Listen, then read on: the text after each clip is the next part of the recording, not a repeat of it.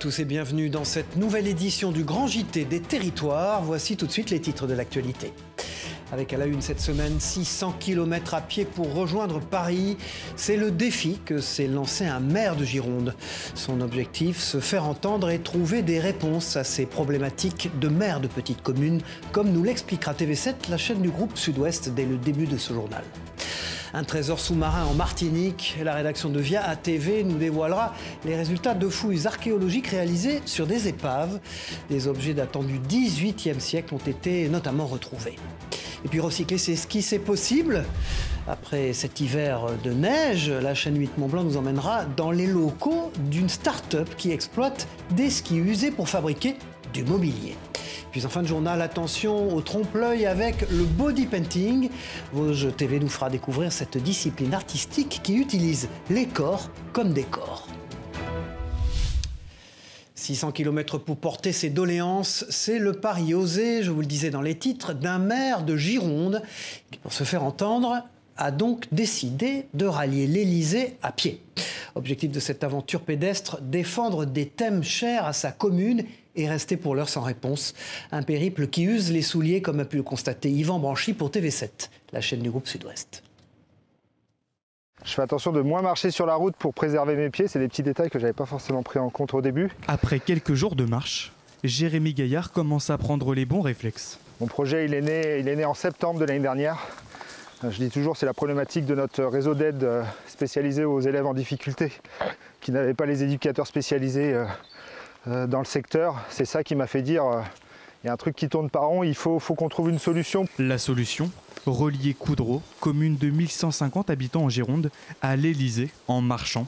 Un trek de 650 km à travers le pays. En définissant certains critères, évidemment des critères de sécurité quand même, qui étaient d'éviter au maximum les nationales bien évidemment, j'en ai aucune, mais les départementales aussi quand c'était possible de les éviter. Durant ces jours de congé, le jeune maire, élu il y a 3 ans, effectue entre 30 et 40 km chaque jour. Un rythme effréné qui nécessite une bonne hydratation et un bon sommeil. J'ai essayé de prioriser l'accueil par mes collègues élus des communes où je m'arrête, donc je leur ai fait un courrier. Sur les communes où j'ai pas encore eu de retour ou où j'ai pas d'éléments, j'ai travaillé avec le réseau. Un réseau d'élus et des soutiens décisifs pour venir à bout de son objectif. Porté sur la table des ministères, 10 dossiers clés qu'il a lui-même gérés. Je ne suis pas fan de l'agressivité. Je pense que manifester et envoyer des courriers polis aujourd'hui, ça ne fonctionne pas. Quelle que soit la personne qui m'écoute, ce que je souhaite, c'est pas qu'on fasse de l'affichage, c'est qu'on ait des réponses concrètes. Donc, est-ce qu'on peut avoir plus de gendarmes sur notre brigade? Est-ce qu'on peut avoir les éducateurs spécialisés qu'on n'a pas? Est-ce qu'on peut faire en sorte, enfin, de mettre les moyens pour que nos bords de fleuves et de rivières soient entretenus? Voilà. Des demandes qui pourraient trouver réponse le 7 juin prochain.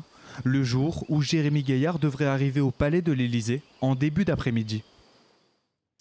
Voilà un projet bien courageux porté par cette édile et qui nous permet d'évoquer maintenant l'une des principales problématiques rencontrées par les collectivités à l'approche de la saison estivale, la chasse aux fuites d'eau. La sécheresse de l'an dernier et celle qui s'annonce poussent les communes à surveiller leur canalisation. Dans l'Hérault, cette tâche est rendue possible grâce à une technologie innovante. Les explications d'Eliott Francom pour Via Occitanie. Regardez. C'est une petite boule pas plus grande qu'une balle de tennis qui est envoyée dans les canalisations. À une vitesse de 60 cm par seconde, elle va analyser les 2 km de tuyaux de la ville. Poche d'air, petite et grande fuite, tout est détecté sur son passage. Dedans, elle est équipée principalement d'un microphone. C'est ce qui permet de détecter les fuites puisque c'est un bruit de sifflement, c'est une dépression. Et pour après les localiser, on utilise des capteurs qui sont sur la canalisation, qui sont eux géolocalisés au GPS. Et la symbole est dotée d'un émetteur de son, un ultrason, que le capteur reçoit. Pour vérifier qu'elle ne s'est pas coincée dans les canalisations, 6 points de contrôle ont été mis sur son passage. À l'aide de l'ordinateur, Yann peut vérifier la position en direct. On va avoir donc là des premières notions de distance. Donc là, elle serait aux alentours de 100 mètres, donc en amont. Et au fur et à mesure, les points vont se rapprocher. Et une fois qu'elle aura passé le point de contrôle, moi j'aurai une distance quasiment proche de 0 qui permettra de confirmer qu'elle est bien passée. Un peu plus d'1 heure après, la boule ressort dans ce réservoir d'eau. Les données vont maintenant être analysées au Canada ou à Singapour. Les résultats sur les éventuelles fuites d'eau seront ensuite transmis à la collectivité dans un mois. L'intérêt justement en période de sécheresse comme en période ordinaire, c'est de pouvoir faire une inspection des canalisations sans avoir d'impact sur les usagers. Donc ça va être transparent pour les usagers et on va avoir une analyse très fine de toutes les problématiques qui sont concernées par ce tronçon de canalisation. Une opération qui a un coût. Près de 42 000 € ont été déboursés pour cette détection. Et la course aux bonnes idées pour préserver l'eau nous conduit en Bretagne. Là-bas aussi, des solutions sont déployées pour lutter contre les effets de la sécheresse. Dans la commune de Saint-Lunaire, par exemple, ce sont les eaux vidangées qui vont être utilisées pour nettoyer la ville. Les détails avec ce reportage de la chaîne TVR. Regardez. Au pied du château d'eau de Saint-Lunaire, une réserve d'eau secondaire enterrée fait l'objet chaque année d'une vidange obligatoire pour raisons sanitaires. Mais à chaque fois, il fallait gâcher le fond de la cuve, soit tout de même plus de 120 mètres cubes. Alors cet hiver, suite à la sécheresse de l'été dernier, il a été décidé de conserver cette eau précieuse. Et donc on a recréé un réservoir d'environ 200 mètres cubes dans un ancien réservoir de Saint-Lunaire, construit en 1914-1917. Donc là on a eu cette possibilité et on l'a travaillé avec les services techniques durant l'hiver. Le réservoir, le voici, construit derrière ce petit muret, sur une surface de 25 mètres sur 12.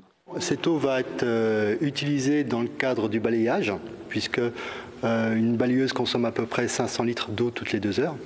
Donc on va pouvoir balayer les rues, ce qui n'a pas été le cas l'été dernier, du fait de l'arrêté sécheresse. Et on va également pouvoir l'utiliser dans le cadre de l'hydrocurage. Autant d'eau potable qui ne sera pas puisée sur le réseau. Ainsi, Saint-Lunaire utilise une eau de vidange pour éviter de gaspiller. Et à Saint-Lunaire, chaque goutte d'eau est précieuse puisque les douches de plage ont été stoppées depuis 2012. On anticipe ce qui sera dans le rapport du GIEC, une sécheresse tous les 2 ans.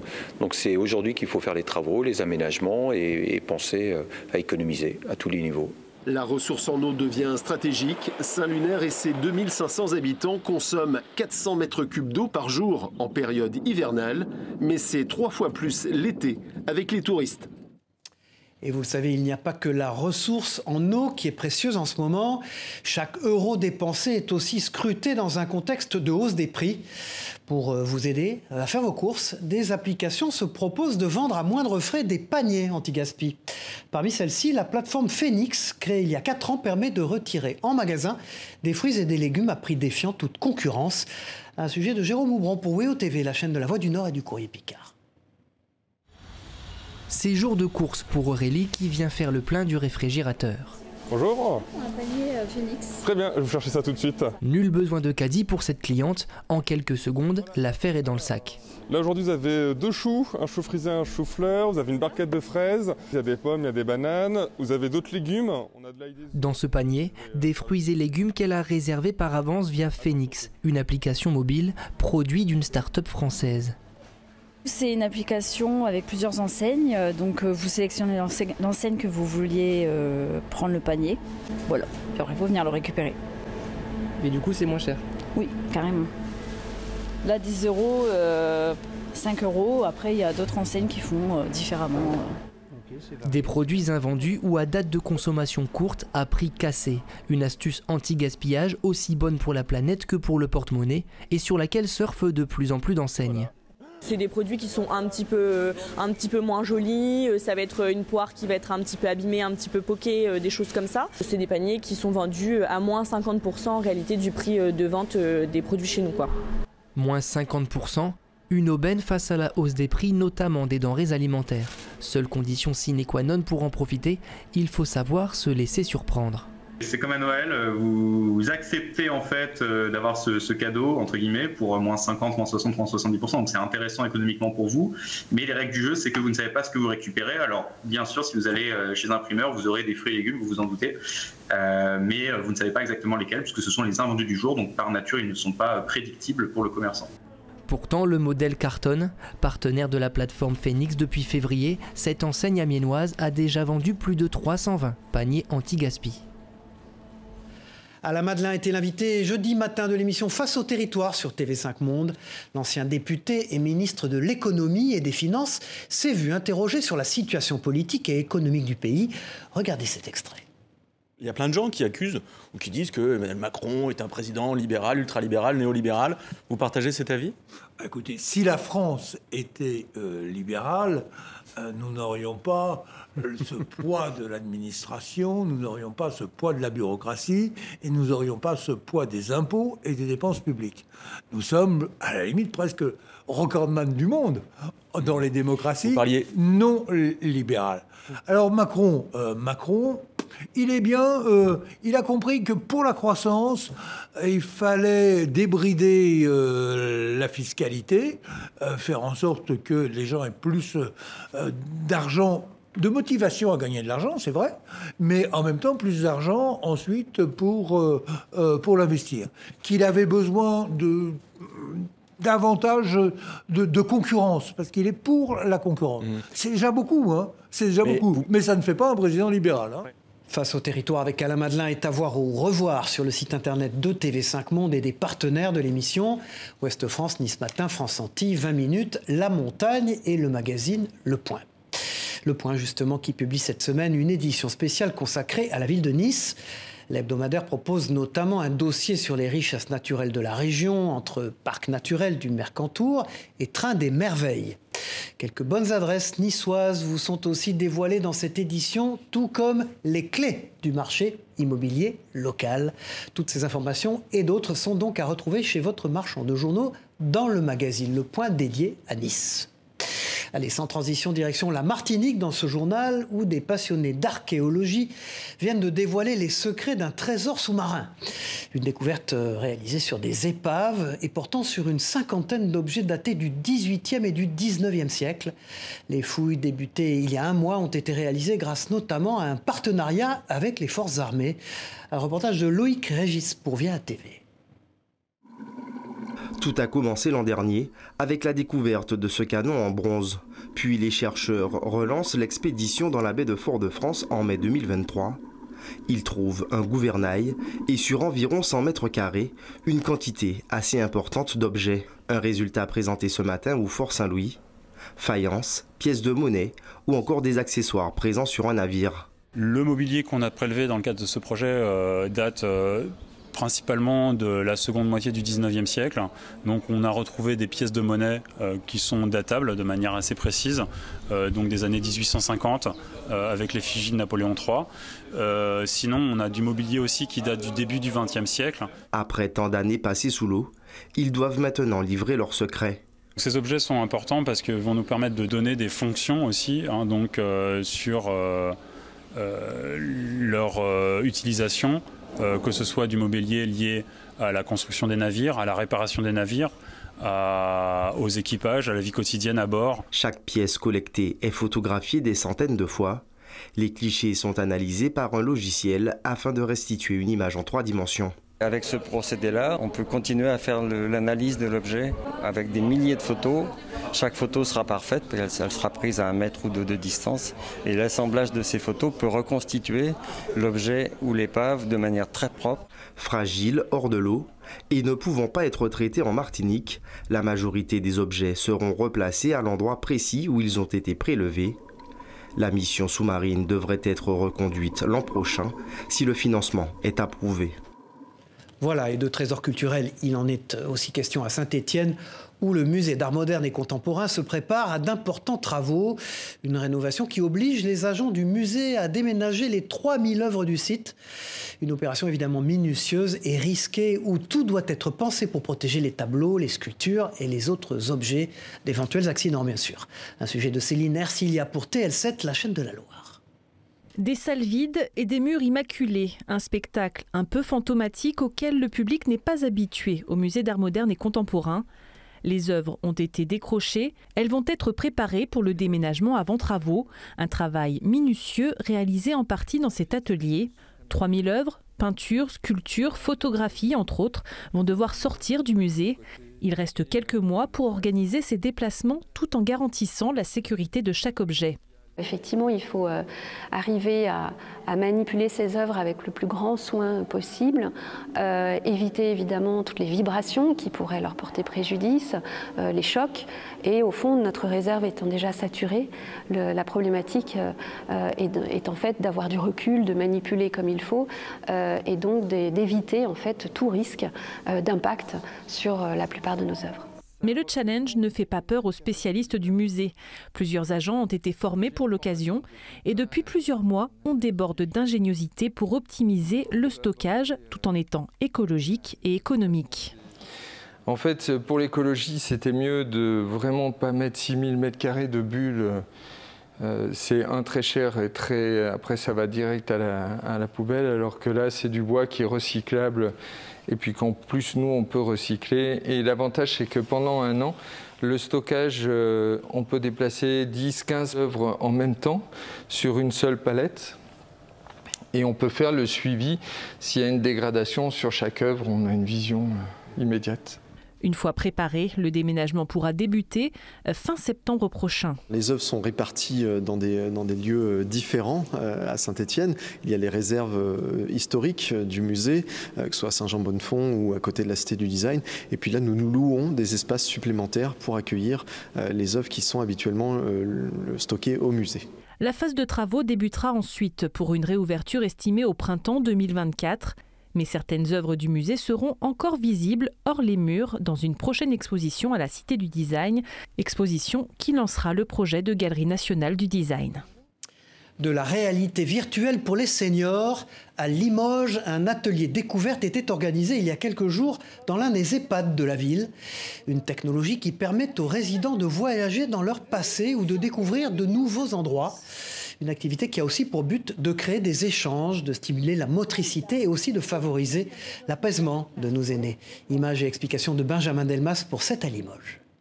Ils sont captivés par le film et donc ils sont beaucoup plus détendus après et plus calmes et plus ouverts à l'échange, quoi. C'est la première fois que vous mettiez un casque comme ça ? Première fois, oui. Et ça fait un peu peur de mettre un casque comme ça ou pas du tout ? Pas du tout peur, non. C'est impressionnant, mais c'est tout, non. Ça me fait pas peur, non, pas du tout, non. Que faire des skis usagés après la fin de saison hivernale ? Voilà une question bien encombrante avec le retour des beaux jours. Depuis 3 ans, une entreprise savoyarde s'est donc lancé le défi de recycler nos vieux skis. En France, en moyenne, 500 000 d'entre eux sont jetés chaque année. L'idée, c'est les réutiliser pour en faire du mobilier, des tabourets, des tables ou même des abris de bus. Une idée innovante et bonne pour l'environnement, comme a pu le constater Camille Privat pour la chaîne 8 Mont-Blanc sur place. Dans cet entrepôt, une montagne de skis. Ici, toutes les couleurs, les marques et les époques sont représentées.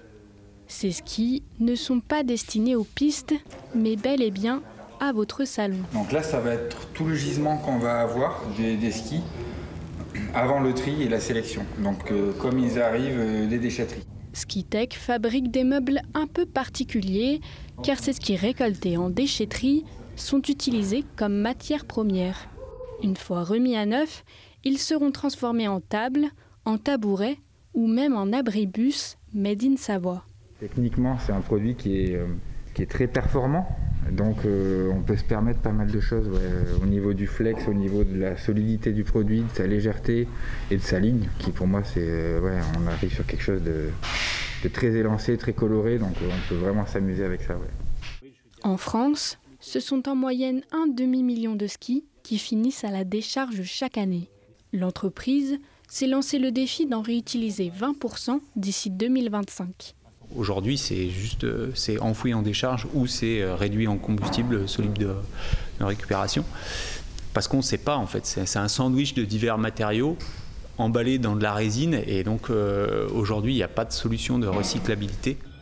Choisir le bon modèle dans leur stock de 12 000 skis, couper, nettoyer, lustrer, c'est un travail d'orfèvre. On aime à dire que les finitions correspondent à 20% du travail total, mais correspondent en temps à 80% du temps.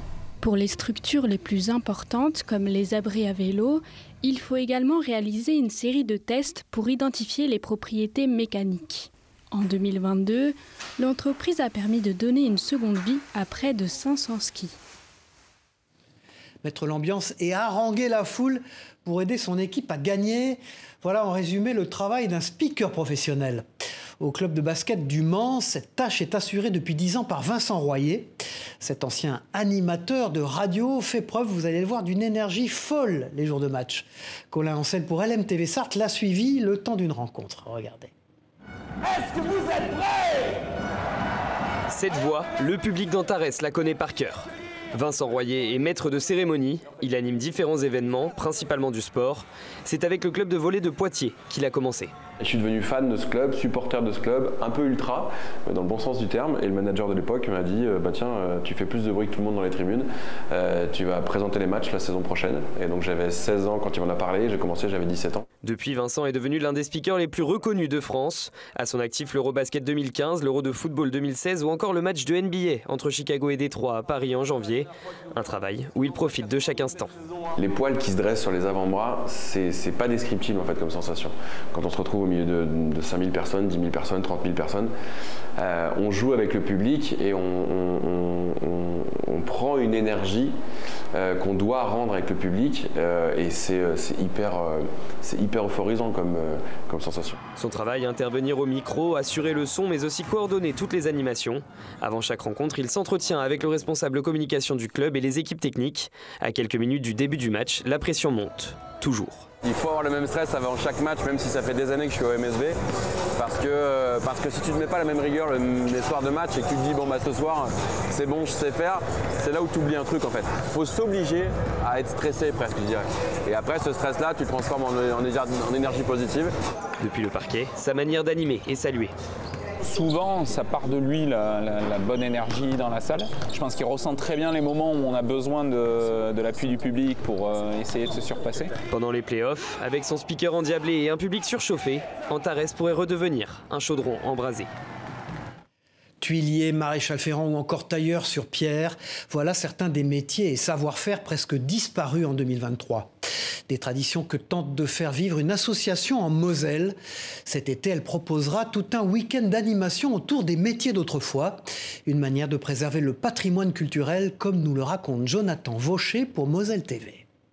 On va commencer à travailler en ligne vers là-bas. Le château de Romécourt, comme au début du XXe siècle. Pas de problème. Allons-y, mesdames. Charpentier, tailleur sur pierre, faucheur ou encore potier, tous les corps de métier d'un village d'antan seront reproduits durant un week-end. C'est un métier qui n'a pas disparu et puis qui tend même à avoir un regain d'intérêt pour tout ce qui est artisanal et l'artisanat d'art et le travail de la terre.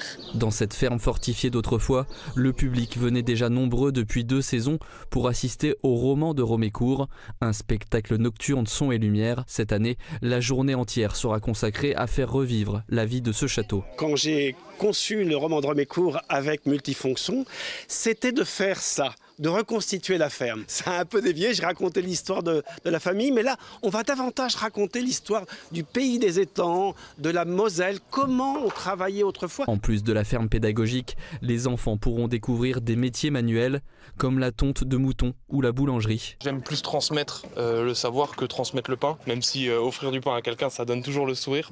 Mais c'est vrai aussi faire comprendre aux gens que acheter des pains à 1 € en supermarché, c'est impossible d'avoir une qualité de travail ou une qualité du produit. Il était une fois Romécourt se déroulera le week-end du 19 et 20 août avec l'aide de 85 bénévoles qui sont déjà en pleine forme pour leur rôle. C'est l'heure du casse-croûte. Voilà, de la couleur, des trompe-l'œil et des corps pour œuvres d'art pour terminer ce journal. La rédaction de Vosges TV nous emmène dans les allées de l'un des principaux rassemblements d'Europe consacré au body painting.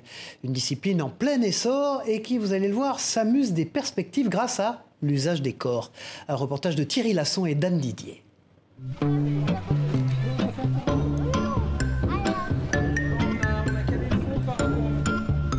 Il était difficile ce week-end de passer à côté sans les apercevoir. Et en même temps, il fallait tout de même bien ouvrir les yeux. C'est une technique de camouflage. Oh, c'est plus une technique à ce rythme-là, c'est de l'art. Dans le cadre du Festival des Mondes Imaginaires, les Imaginales au Parc du Cours d'Épinal se déroulaient sur 2 jours et comme chaque année désormais, les traditionnelles rencontres de body painting, pas si traditionnelles que cela. Dans le body painting, les camouflages existent depuis déjà un moment, c'est quelque chose qui se pratique, mais jamais dans un événement à telle ampleur. Plus d'une trentaine de modèles, essentiellement féminins, avaient prêté leur corps à autant d'artistes. Des modèles femmes, mais pas seulement, quelques hommes avaient fait de même, suffisamment rares pour être remarqués. C'est la première fois que je suis modèle et apparemment ouais, c'est plus sur les femmes. Donc c'est cool du coup de pouvoir représenter la diversité masculine dans ce milieu. Et Alexis ne s'est pas vraiment fait prier pour laisser libre corps à son amie Morgane, la jeune femme dont c'était la toute première fois. Qu'est-ce qui vous plaît dans cet art? Le côté création, le côté expression, un projet artistique en fait. Et puis voilà, c'est juste les passions du cœur, il n'y a pas d'autre explication. Pour Lucie, ce n'était pas une première, en revanche, en tant que modèle. Je suis modèle photo, mais c'est vrai que là, le body painting, c'est une deuxième expérience, on va dire, une deuxième bonne expérience où c'est un body painting complet au niveau du corps. Quant à l'artiste, c'est l'illusion qui l'inspirait, mais au bout du compte... Beaucoup de détails, beaucoup de points, beaucoup de petits traits, de symétrie aussi, donc c'était pas le meilleur choix, mais bon, on saura pour la prochaine. Voilà, sur la photo c'est très dur de distinguer. C'est vrai qu'on ne les voit pas sur la photo, ou très peu, mais en vérité, l'appareil photo n'a qu'un œil. Nous on en a 2, donc on voit la perspective, donc on arrive à les photographier. Voilà, c'est la fin de cette édition. Merci d'avoir suivi ce grand JT des territoires. On se retrouve très vite pour une nouvelle édition. Au revoir à tous.